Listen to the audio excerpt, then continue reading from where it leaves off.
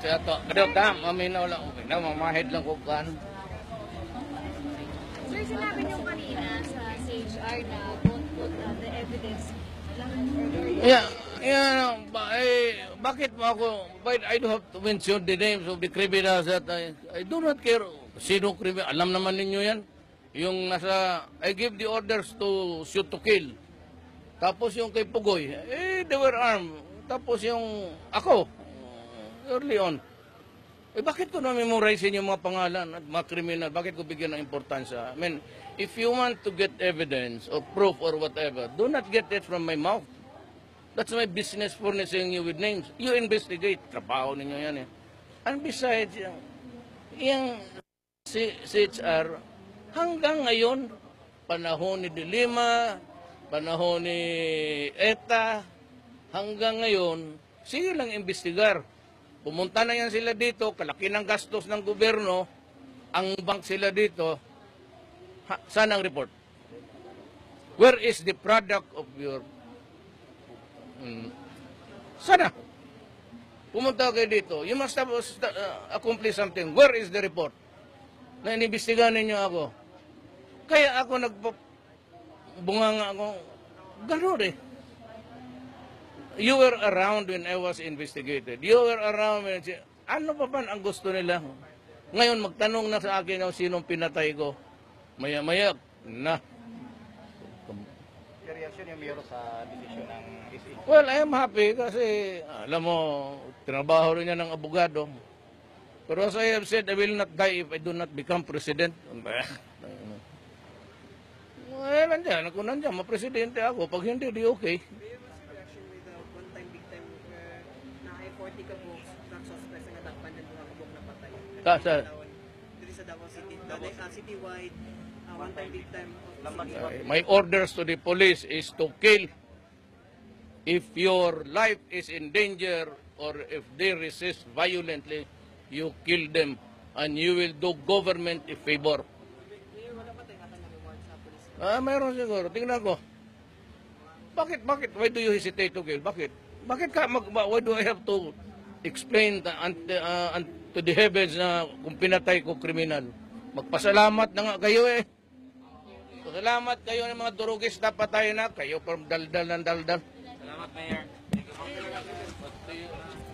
Or, sinabi niyo po kanina, you advise yung mga opponents po ni Mayor Duterte na wag kong isisi po kay Mayor yung mababa po nilang ratings na stick to the issue. Alam nyo, kanya-kanyang style yan na mag-communicate sa tao. Kanya-kanyang way na mag-connect sa tao, no? So, kayo dito sa Davao, sanay na kayo kay Mayor. You know when he uses figures of speech, alam nyo kung kailan siya sarcastic, alam nyo kung kailan niya tinotont ang mga kriminal or yung iba, di ba? So, it comes across very clear. Ako kasi, I was there and I was present nung nagsalita si Mayor about Yolanda, about yung oppression, how the government sometimes, no? Pinuri din naman niya ang gobyerno. Sabi niya may mga successes din, pero maraming beses din, kawawa ang tao. Minsan sabi nga niya, naaawa din siya sa presidente. Doon niya nasabi, yung pag nakita ko yan, sasampaling ko yan. So it was in the context of Yolanda. So in other words, kung sa aming mga Tagalog, parang sinabing sasampaling ko yan, ibig sabihin, magising yung mga yan, di ba? Gigisingin ko yung mga yan. Ang problema, ang reaksyon kagad nila, sampalan din. O ang reaksyon nila, insultuhin ang Davao City, no? At nakikita ko naman, hindi lang naman sa kampo ng LPN, sa ibang kampo, na simula nung nag-number 1 si Mayor, from courting him, unang-una nung nag-file siya.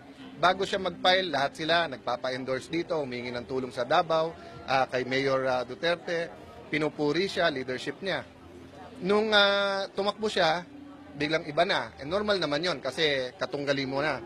Tapos nung nag-number 1 siya sa survey, para bang hihimayin bawat sabihin niya.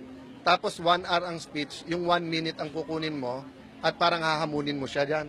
Di ba, 30 years na siyang nandito, naninilbihan sa inyo as mayor, congressman, and vice mayor. Pagkatapos sa CHR, ngayon lang sila magsasabing iimbestigahan na. Tapos hahatiin nila yung sinabi ni Mayor. Ano ba sabi ni Mayor? Lumaban yung mga rapist, kidnapper. Di ba? Kaya nung lumaban sila, napatay sila, pinatay sila. So, anong iimbestigahan mo doon? Lumaban sila. Under the law naman, pag lumaban ka, authorized gumamit ng force ang pulis. So, kinuha nila yung kalahati na napatay sila at nandun si Mayor. Hindi naman nila tinake yung kalahati. Mag-iimbestiga sila sa gitna ng campaign period. But lahat ito hindi ininda ni Mayor, no? But it doesn't reflect well on the opponents and on the system, di ba? So minsan si Mayor napipilitan makipagsagutan sa kalas kaya sampalan o suntukan niya kasi hindi sanay umatras sa laban yan. But anong pinagmulan? Ang pinagmulan, yung issue, twinist nila. Ang issue nun is Yolanda and peace and order eh. Hindi naman issue doon yung sampalan eh. Tapos sasagot sila about safety sa Davao, kaya nasagot ni Mayor yung iba pang issue, no?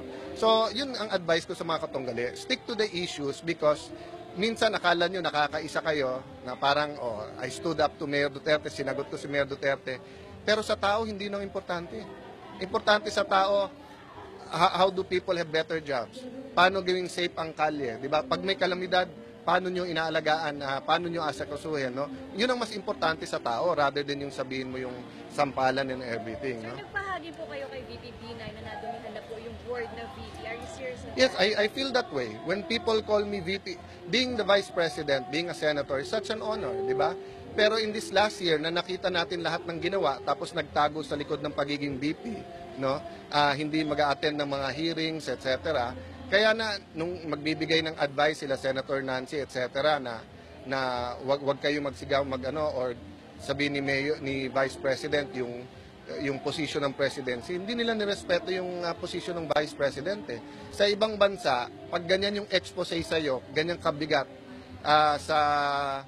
sa corruption, either nag-resign na yan or kung Japan yan, nagharakiri na yan Pero sa atin, tumatakbo pang presidente, no? So it's not about whether you're guilty or innocent, di ba? It's how you respect the position. Kasi pag ikaw na-elect to higher office, yung transparency is a must.